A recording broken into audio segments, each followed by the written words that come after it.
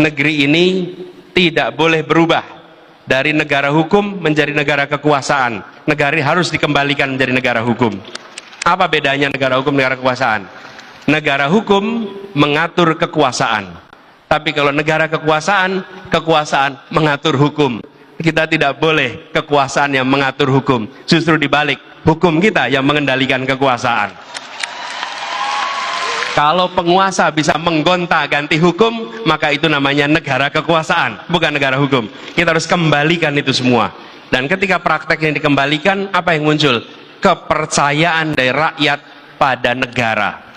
Dalam sebuah demokrasi, pilarnya adalah trust, kepercayaan. Dan untuk negara yang non-demokrasi, pilarnya adalah rasa takut. Bila ada sebuah negara, rakyatnya punya rasa takut, tokoh-tokohnya punya rasa takut, maka di situ sebetulnya bukan demokrasi, itu non-demokrasi. Tapi bila demokrasi, tidak ada rasa takut, justru yang ada adalah kepercayaan.